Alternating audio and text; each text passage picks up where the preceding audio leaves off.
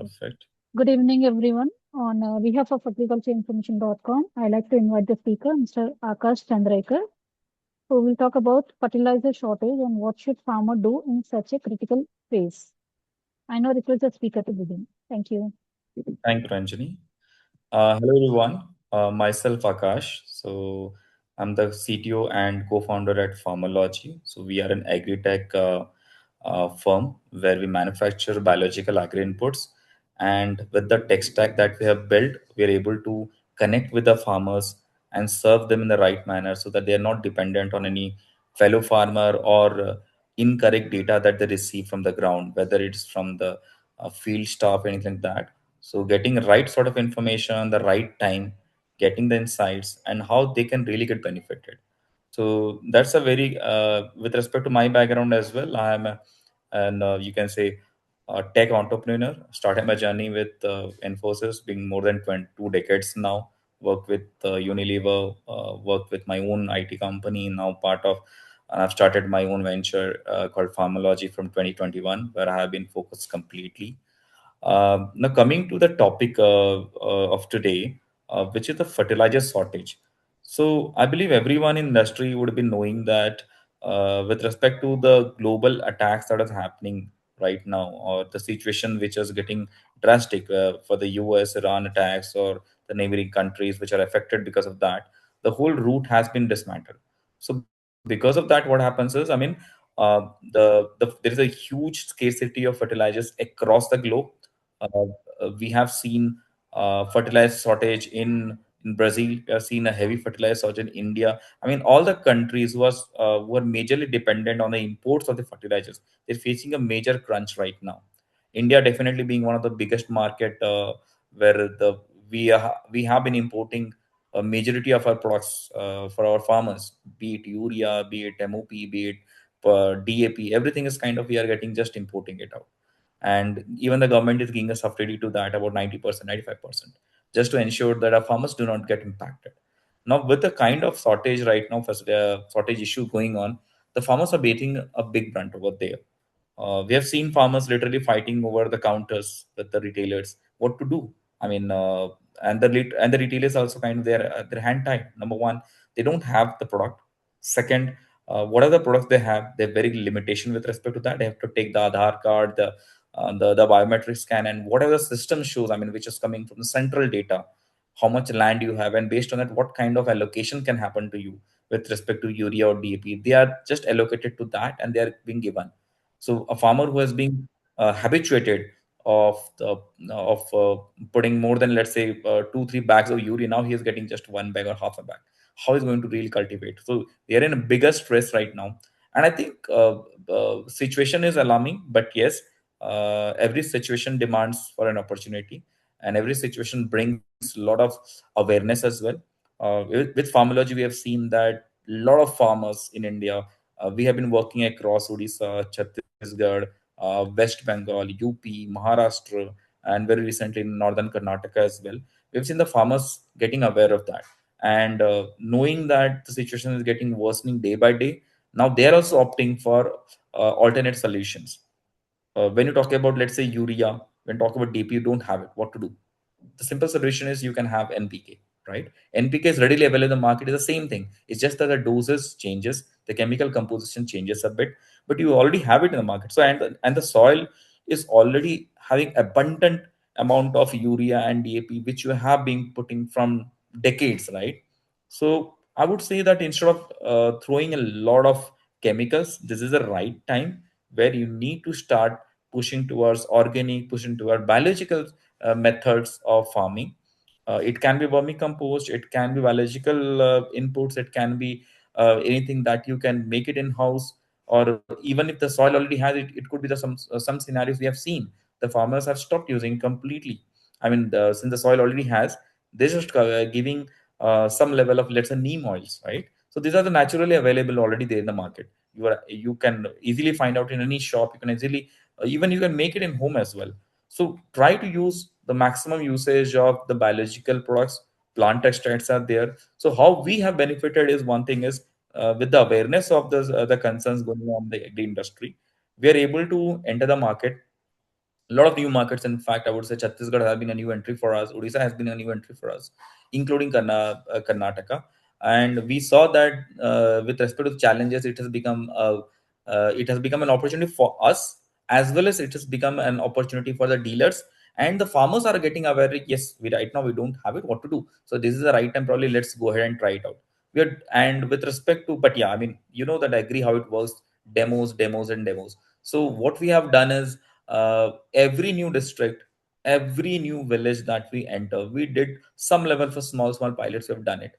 I believe right now in last probably 6 months, we would have already done more than 350 plus demos with different villages. You know, everywhere we have found a positive result. Few might be cases where the results are not as per the expectation. It could be multiple reasons, because of the climatic conditions, because of the farmers who are already addicted to spray chemicals. I mean, there's a resistance that even if you ask them that you have to stop the usage of chemicals or reduce the usage of chemicals, it's just a kind of what should I do? I mean, what if it doesn't work? So it's a fear factor, a FOMO effect for a farmer, wherein they start even after stopping them out, or even after telling them that you stop it, the usage of chemicals has to be reduced, they keep on doing it. So I've seen such kind of cases also being there. And plus obviously the climatic conditions, which are very abrupt. We have seen in India a lot of places where we were expecting a proper rain, we have seen floods. Where we're expecting a proper rain, we have seen drought, as well as some places are still not even getting a glimpse of rain itself. So a lot of challenges across different geographies, across different horizons. So in order to do that, what we have done is, there would be cases where some products may not work out 100%, because as I said, multiple parameters, multiple checkpoints. But about 99% we have seen the results are still you can say above the expectations. So I would say that you guys should start working on this, because this is a moment where you can start uh, folding your sheets and start working across the biological solutions. uh, it could be like, for example, giving some let's say you right now there is a huge shortage of urea, right? We don't have urea at all. I mean, India is importing, and a very low concentration of urea. So what happens is that you can use neem as a byproduct. We have a product called as margozine, and using a product, we have seen a reduction of more than 50% of urea consumption. So farmer who have been using, let's say, a 2 bags of urea, or let's say 100 kg urea, right now he's using just 50 kg of urea. So you think about it, 100 kg now has reduced to just a 50 kg. And in order to compensate the other 50 kg, it's just 1 kg of our one of our product, margolin. Again, completely biological, from plant extracts, and a proprietary, you can say, patented product as well. So a couple of ingredients we have, the process as well as the key ingredients, which safeguards that, and the leaching effect, it reduces the leaching effect and does it. We have created a product called as Eco DAP. As the name suggests, it's you can say a replacement or even a substitute for chemical DAP. It reduces the DAP usage by 30 to 40% from day one, and gradually, probably next 3 years down the line, you can stop the usage of chemical DAP completely and go with Eco DAP. And Eco DAP is one of our products. It's a novel product where we are used. Probably in the industry, we are the only player. We have used homeopathy as one of the key ingredients as well. It's patented. It's been fruitful, and the doses are also pretty low. It's just 10 kg per acre. Think about, with the kind of chemical usage of 50 kg of DAP in 1 acre of land in India, we have reduced to just 10 kg. So keeping that in line, we have seen without impacting the cost of production, and ensuring that the farmer doesn't get impacted with the output as well. What we have seen is about most of the crops, we have seen about 10 to 30 to 50% as well on the yield impact. So we've seen a higher yield, about 10% to 50%. Vegetables, we have seen a yield impact of more than 50%. So just assume, I mean, if you are getting using a biological products, if you are able to get a proper yield, your cost of production goes down. And not just the yield, the cycle of cultivation as well, because recently we've done it for a few of the crops, and we have realized that the cropping cycle has increased. So in the sense, let's say the farmers has been harvesting it for twice, right? For brinjal, what we have seen is now he's able to harvest brinjal for two more times. So for 1 acre, he's getting another income of about 1.5 lakhs additional, for just because of additional, you can say, cropping cycle that he has been that he got because using the products of Farmology. He have got the benefit. So we've seen everything. I mean, from the production, from the output, along with the soil quality as well. Because today soil is everything, right? So using too much of chemicals, what happens is that your soil quality has decreased completely. And probably using too much of chemicals, you might feel that today you are getting a good glimpse of good output, but probably down the line, let's say next 3 years, 4 years, 5 years, or 10 years down the line, the whole land is already barren. I mean, it will not be even suitable for cultivation. And uh, I would say the land is everything for a farmer. And if the land goes on a toss, what will the farmer do? I mean, they don't have any choice, right? So we want to make sure that the farmers are getting the right benefits. The farmers are not getting the impact of any such crisis, which is a fertilizer crisis or a chemical crisis. We want to ensure the farmers are the beneficiaries. We've also seen a lot of farmers who have uh, ask their children to come back as well. So, the tagline for Farmology also stands for creating farmers of the future. We have seen a lot of, you can say, the kids who have gone out for uh, any kind of work, right? Because farming is not beneficial in India. So that's kind of a thought process. We want to change that philosophy completely. And we've seen about more, a lot of places in West Bengal, in UP, where the farmers kids have started coming back. We thought probably it was just because of COVID when it started, but now we have seen that even right now, because knowing that the farmers are getting benefited, their income has increased by 1.5 to 3x as well. They're coming back and they have started working along with their family. Now this is exactly what a change we want to bring in. And today we're proud that we're already started working with more than 1 lakh farmers. So that's kind of an achievement for us, because starting with just 200 farmers in 2021 or 2018 end of December, today we have reached about 1 lakh farmers. So even there is a crisis, I would say that you should be knowing that crisis gives an opportunity. So probably this is the moment where you need to start looking across alternative methods and sustainable methods, not the chemical methods. Even the government of India has been pushing, every state government has been pushing, and I think now we should start looking at the alternatives, using biological solutions, using organic solutions, including what you already have in your field, because you already have a lot of solutions in the market, right? So utilize them. Don't always depend on the chemicals. Rather than buying 10x price of urea, 10x price of DAP, 10x price of any other solvent, you can build it yourself itself, right? So you already have some things readily available with you. Utilize it and get the right benefit, rather than depending on the chemicals, because chemicals are the end of anything. It's not good for you. Neither it's good for your health, neither it's good for the output, neither is good for the soil, and neither the output is good for the end user, the customer like you and us as well. So whatever we're eating today, I just specified what can happen if we say that using biological products, we are able to get a good, better quality of food, and our generation can thrive into that, right? Think about your own generation and the generation coming ahead as well. We are not giving them right opportunity of giving them chemicals. We should be giving the opportunity of eating the right kind of food, because health is wealth. So you need to focus on getting good quality of produce, not the quantity of produce, because that's something, as I would say, it should focus right now. India already has abundant supply of paddy. So anyone who is planning for paddy, think about it. If you want to go ahead with paddy, please go ahead with the quality of paddy, not just a quantity, because for quantity you will again impose chemicals. And Indian government also doesn't have a warehouse right now where they can start keeping paddy, because we already, if you ask me, the stock that in the government of India has, we already have 3x of the products already, and every passing year the production has been increasing day by day. We are not able to supply it, we are not able to export it as well properly. Reason, because of the chemicals used in getting the produce. uh, the export, you can say, the regulatory, the regulation part of the export, which talks about, let's say, should not be having a breakage of this much. You should be having a certain limit of MRL, which is a maximum residue limit. If you're able to cross it, then certainly our exports are banned. We have seen a lot of companies who have got the similar issue. The tea industry faced a similar issue.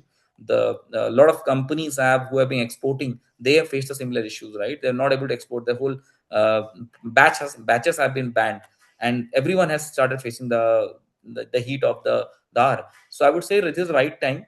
Start focusing on organic. Solutions are already there with you. So that would be a kind of a 2 cent from my end. Happy to answer any queries if there are any, Ranjani.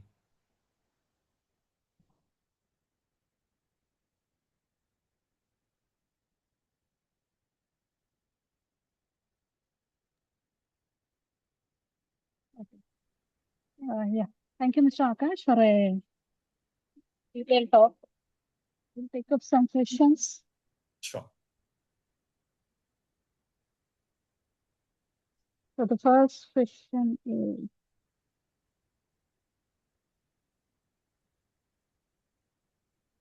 just 1 second.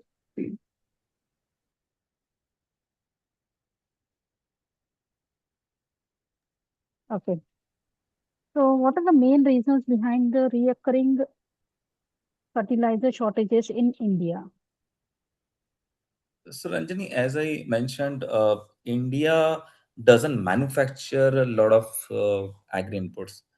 When you talk about the fertilizer or the basal products like urea, DAP, not, we are dependent on the imports because India doesn't have a production as of right now. We even though we have couple of you can say base materials over here, but the manufacturing of the process is something which is a bit tedious, and that logic or that whole algorithm doesn't play out right now. So we have been importing it from China, we have been importing from Brazil, we have been importing from US and a lot of other places as well.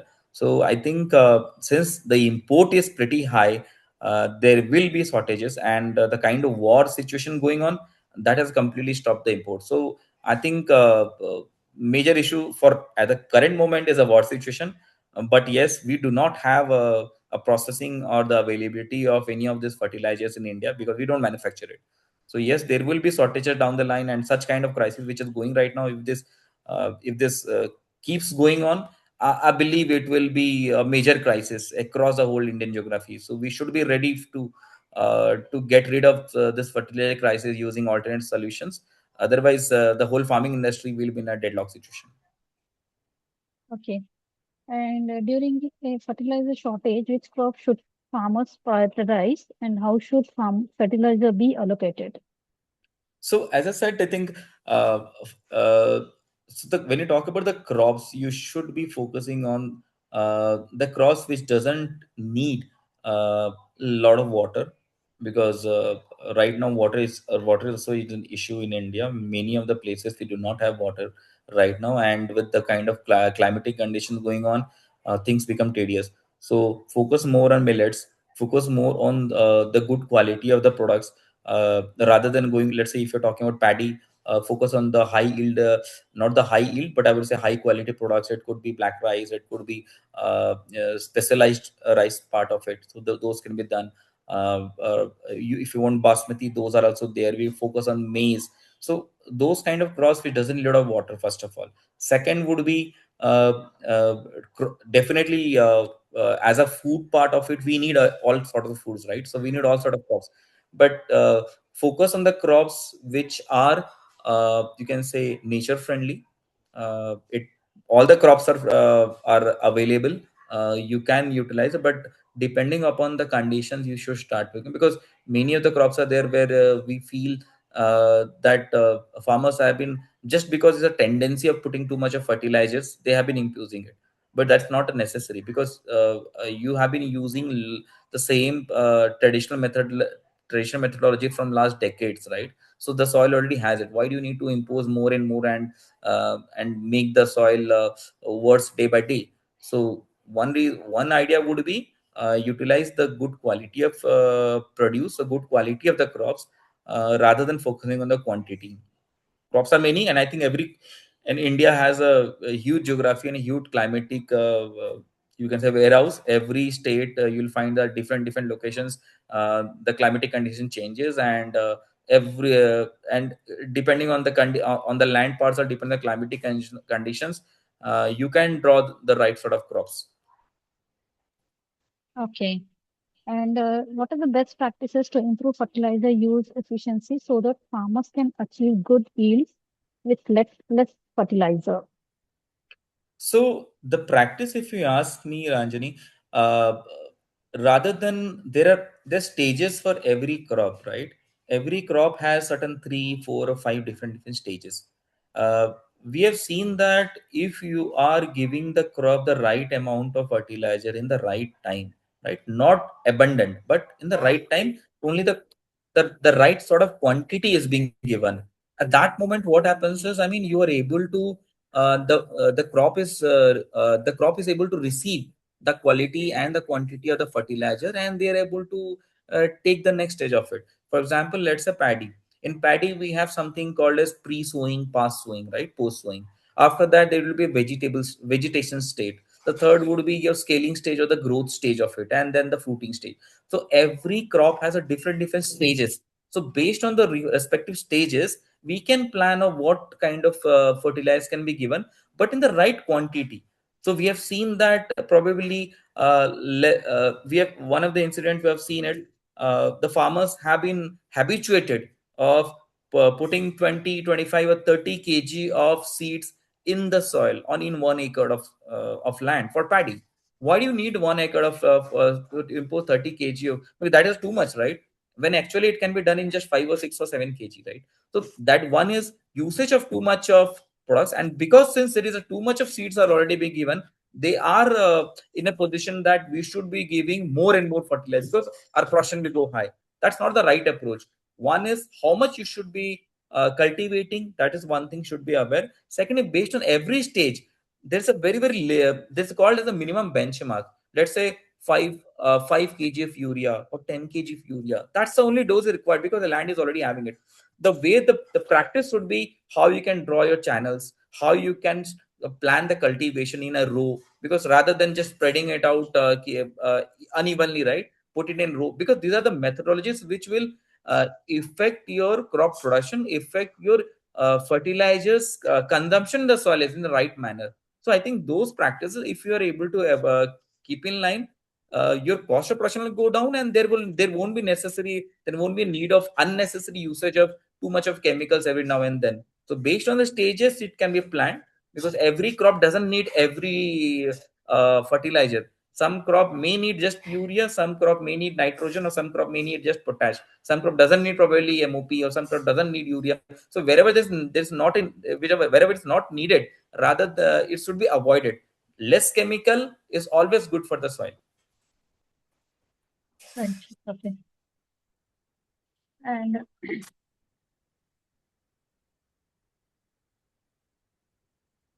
uh,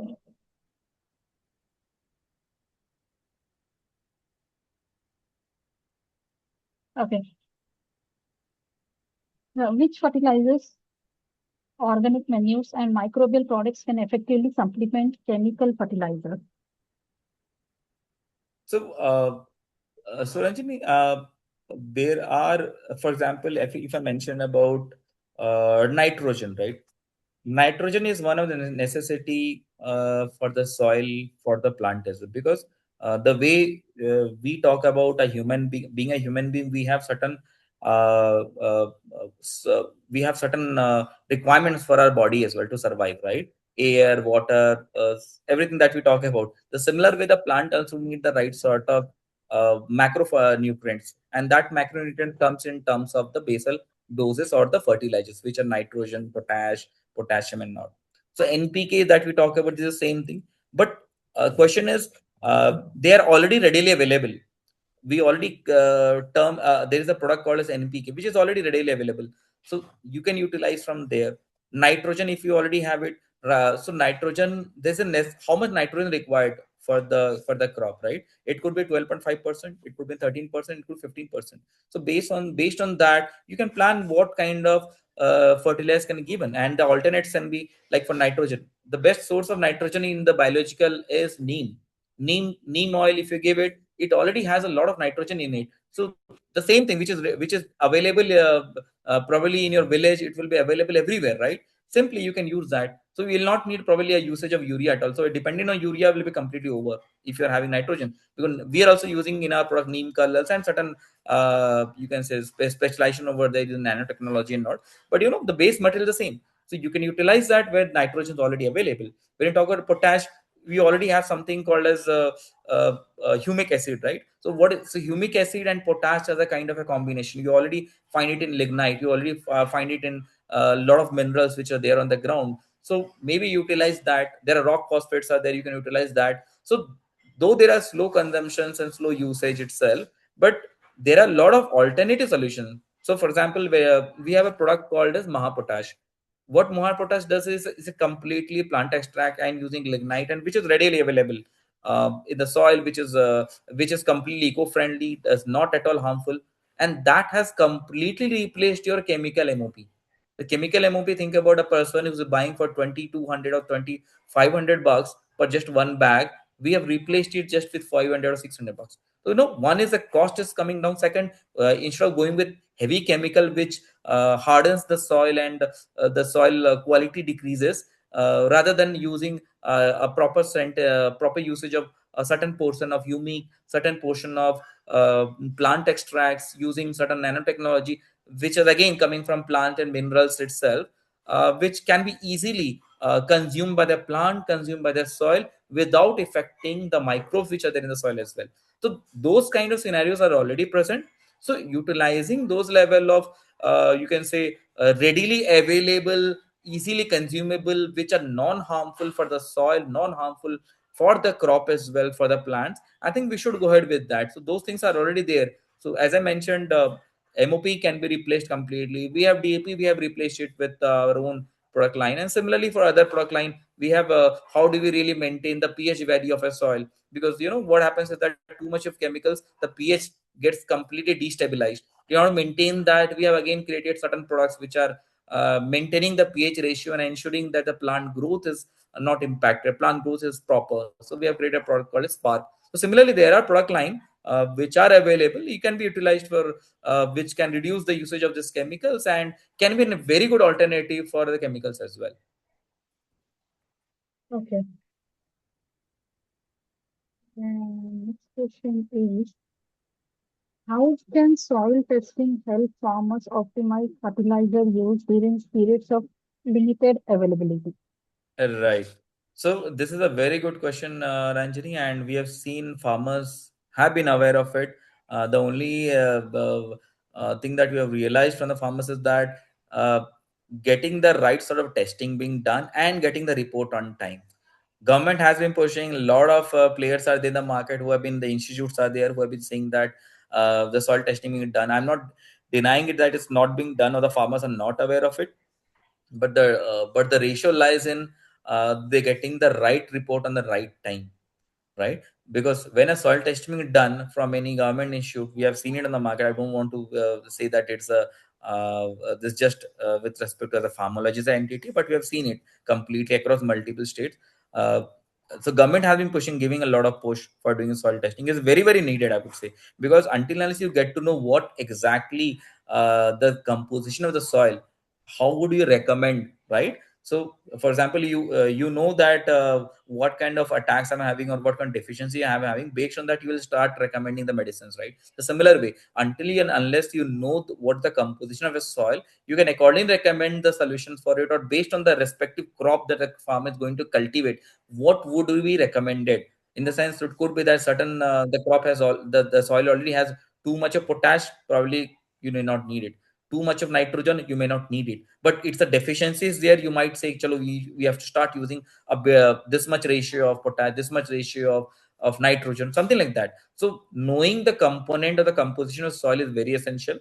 Farmers are already aware of it, and we have seen a lot of testing being done. The only challenge lies in the getting the correct report on time, because the farmer's crop cycle is limited. If you're able to give it within a week, they are more than happy saying that, and even they're paying as well. We have done soil testing across more than for multiple states as well, and we have seen the farmers are pretty happy because getting the report on time is very crucial. So that is one factor where the reports are required, and second is the quality of the report as well, because these are the farmers. They are not the highly educated class, where you give them a kind of an algorithm and they will able to see, this is exactly what, and I am able to understand. They're not able to relate it, because they need to get the report in a very simplified manner, something which they understand. This is this composition, five or six seven parameters, this is available, this is not available, this is in higher doses, this is high low dosage, and based on the crop he wants to cultivate, there could be a certain recommend. So this is kind of very very basic report would be more than enough for a farmer.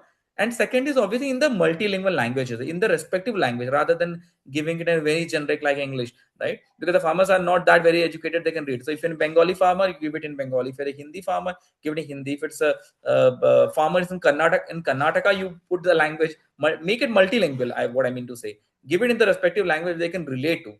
So soil testing is very essential. But I think rather than giving every time soil testing, we are not seeing the same thing going on. The farmers are more than happy doing a soil testing once in a year, because when it comes to paddy and all, it would be, let's say, just 2 seasons. So rather than spending and putting the same thing, they can do it probably every year, or the, let's say, one of the seasons they can plan, and they can start doing the testing of the soil in every year on year. I think that is a good practice, I would say. But yeah, farmers are aware of it, but because of knowing that the right report doesn't come to them, and it takes a huge delay of 40-45 days, and the whole crop cycle is over by then. So they do not really believe in those you can say government or certain level of soil testings. They are very very open for private players, even though they're paying, let's say, $300, 400, $500, or even $150 to certain places. They're more than happy if they're getting the right report on the right time before the cultivation, I would say. Okay. And what nutrient management strategies should farmers adopt to avoid yield losses when recommended fertilizer doses are not available? Yeah. So the doses, as I said, should be in line with when you do a soil testing, you get to know what is the composition, and based on that you can plan it out. But ideally, I would say that every plant has certain requirement, right? As a body, as a human body, they are also plant body, so they are also having certain level of requirement with them.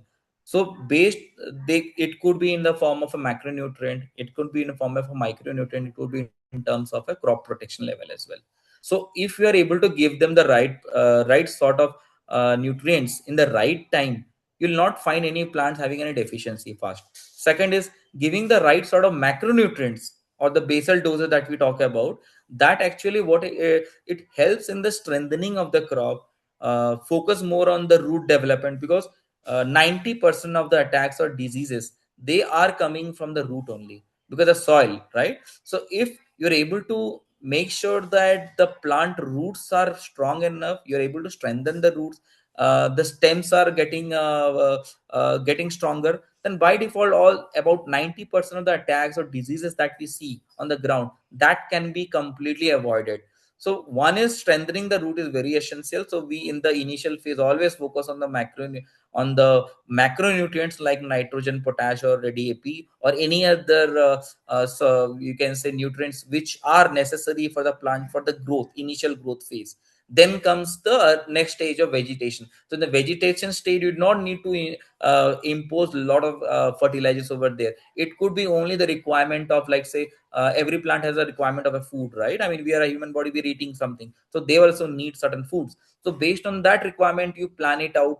What kind of, it could be a zinc requirement based on the crop, it could be a magnesium requirement. So you can accordingly plan out which vitamins or which things are can be given. Nowadays, even biological, we have seen a lot of products which are being invented, and which already has those level of you can say those level of nutrients in them. For example, banana, right? Banana already has too much of potash. So maybe we have seen a lot of companies started working on such kind of herbal products which are beneficial, and it can be easily absorbed by the plants using banana. We have seen from orange as well, which holds on the water content. They have been using that as well. So look, based on that, you can start planning it out based on the stages.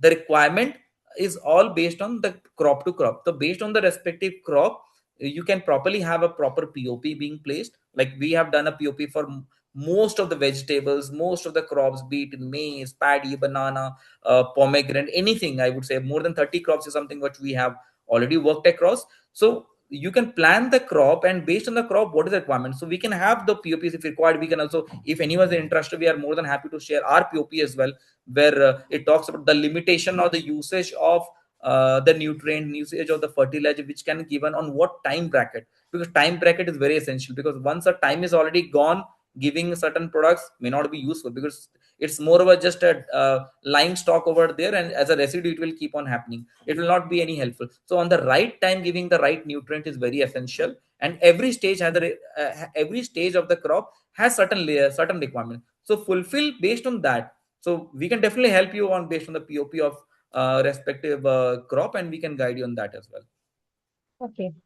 And what role can precision agriculture and digital advisory platforms play in helping farmers make fertilizer decisions during shortages?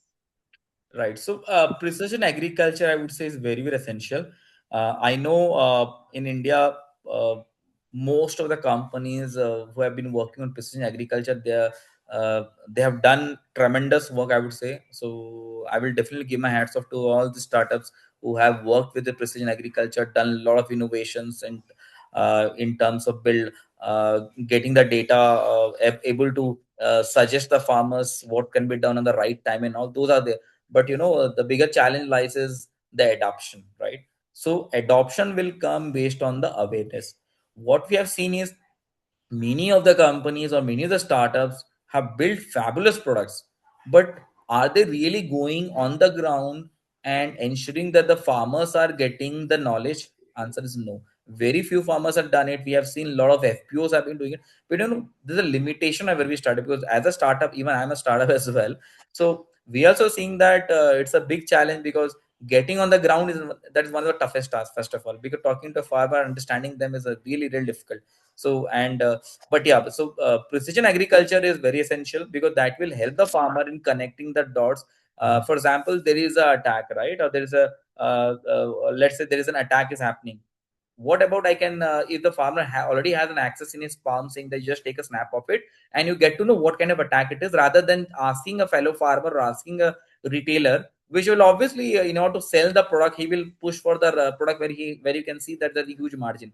So instead of going with a margin based product, we can focus on the actual outcome, actual disease or actual attack, and based on that, the farmer can take an action. Ki I should go and buy so and so product, which will be able to resolve the issue of the crop. Second would be in the right time. For example, it could be like we already have a AI tech stack as well with us, where the farmers can geotag and they can get weekly insight how the crop is performing. So similarly, if the farmer gets the right insight on the right time, like for example, there's right now there's a huge climatic conditions are going on, right? Abrupt climatic conditions.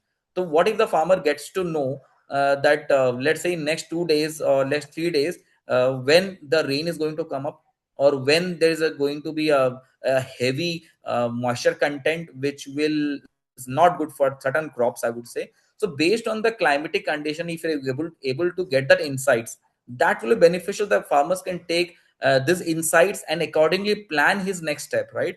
Those kind of precision can be helpful. What even using drones, using satellite imagery services as well, the farmers can get the precautionary information, like what is going on in the crop. So those are very very essential. But the challenge is adaptability and accessibility in the ground. So reaching out to the farmer, awareness is one thing, and second is adoption is one thing. And knowing that the precision market in India doesn't pay you, I've seen many of the startups who actually started with a good will, but they have moved out because uh, the Indian farmers doesn't pay it. And the reason why they're not able to pay it is not because they don't have, they don't want to. It's all about the trust factor. So first thing is you need to start building the trust with the farmers. Maybe have the POPs going on, having a kind of a free subscription, giving it to them and making them use it first, right? Obviously, I don't want to say that everything is free, because anything which goes on in free mode, uh, uh, you know the usage automatically goes down, because free is free. At then the farmers will not accept it, saying that anything is free, that means readily available, so they will not really start using it. They will just simply avoid it. But even if you're charging them a single penny or just a 1 rupee as well, they will be able to say that I have paid something for it. They will start using it. So one is obviously the services are already there in the market. You can collaborate with any of the precision farming companies, or if you are a precision farming company, go to the market and make the farmers understand the use of it, make them understand how they are getting the benefit out of it. And you can start charging them even if a rupee as well is fine. But I think that is one way we have seen that adoption will be happening. But yes, it will take its due course of time, because in Indian market, to make the mentality change is one thing. Second is the paying capacity. Farmers paying capacity in India is very very low. They are already pissed off with respect to the climatic conditions, where they're not getting the right kind of crops on time, they're not getting the cultivation on time, and they don't have the right MSP as well. So they are already getting frustrated with all these issues going down the line. But yes, if your precision agriculture is benefiting them, I don't see they will be denying it. Make them adopt to it first, rather than making a sell point. I would say go and talk to them and make them start using the services, even though it's a kind of a 1 rupee, even for a quarter as well. Let them start using it, because it is very very essential to have the precision farming, to ensure that, and specifically with the kind of climatic conditions going on, I think this is really required, so that the farmers do not get the right sort of issues going on, the concerns that they come up in the right time. Farmings are not happening, they are relying 100% on insurance. So those can be also avoided if they know what to be done at the right time. They can probably delay the cropping cycle, they can probably plan the pesticide spray, plan the fertilizer spray in a proper break, or maybe they can also plan it out how they can cultivate in a safer way as well, right? So those guidance is very very essential. But yeah, connecting them is something a challenge, I know, but as I said, there's no other option. On the ground is the only way out. Okay, right. So now we have the last question. As the co-founder and CTO of Farmology, how is your company using technology to help farmers optimize nutrient management and reduce dependence on chemical fertilizers? Right. So, Ranjani, as I said, one way is where we have introduced or built products using biological, you can say, methodology, using nanotechnology, not as well. We have started using uh, plant extracts, we have started using minerals, we have started using seaweeds as well. So anything, any composition which are completely eco-friendly, which are completely plant-based, giving a better shelf life for our products as well as for the farmers as well, on the output side of. So we have focused majorly into that. Coming to the tech, we already have built a tech stack with us, and today I'm proud to say that probably more than 75,000 downloads are already there in Play Store.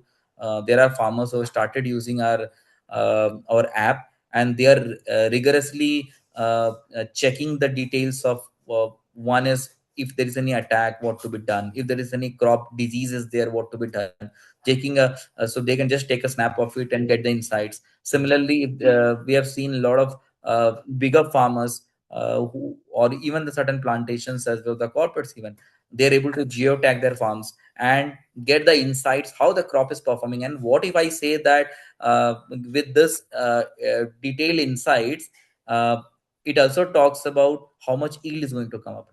So a lot of forecasting mechanism also works with us in our own proprietary LLM that we have built, or the SLM that we have built. We're able to define how much yield a farmer can get with respect to his crop, how much saving he can do as well. Because we are able to tap in, when you're doing a geolocation, it's able to giving the whole farm patch which portion of the farmland has a certain issue. Like, it could be somewhere a health issue of the crop, it could be somewhere a water shortage issue, right? So we're able to determine that part and give a solution of what can be done. And using the best practice and the recommended solution formology, we have seen the farmers are able to save as well a lot of money in terms of less usage of chemicals, less usage of inputs. Instead of, let's say, if you there is an attack, minor attack in a small portion of land, there's a habit that the farmer will start spraying everything, the input, or you can say the fertilizer, across the whole parcel of the land. That's not the right way. Wherever there is an effect, you can probably plan just nearby to that, or maybe some 2 3 or some 1 meter duration to that and the affected area. So plan for that rather than going and spraying it completely. So no, so you are saving the fertilizer or the inputs for that. You're saving the labor as well, because for a bigger plantation or for a bigger land parcel, what happens is that there is a lot of labor cost involved. A lot of labor is in, and when it comes to labor, that means 50% of the cost is already gone. So what we have seen is the labor issues for a farmer has reduced about 20-30%. We have seen the less labor usage is happening, because they know what to be done in what place, right, rather than abruptly planning for the whole land parcel. That's not the case right now. So they're able to save to certain extent on the cost of production. They're able to save the other resources as well. It could be water, it could be electricity, everything, right, which comes down. So they can save a lot of resources over there.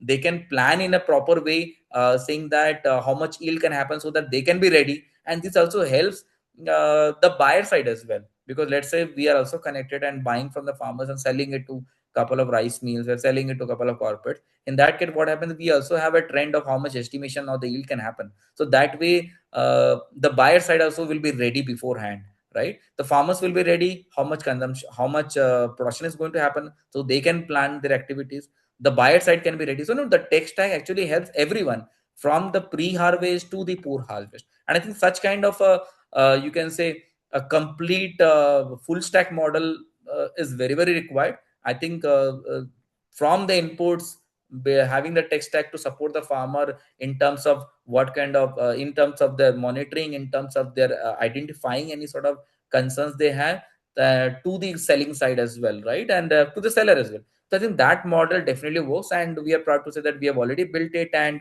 I think is working fabulously right now. It's been already more than now seventh year running right now for us, and the tech stack has been one of the key junction for Farmology from last 3 years, and the farmers are adopting it, and they are also happy with it. We are happy with it.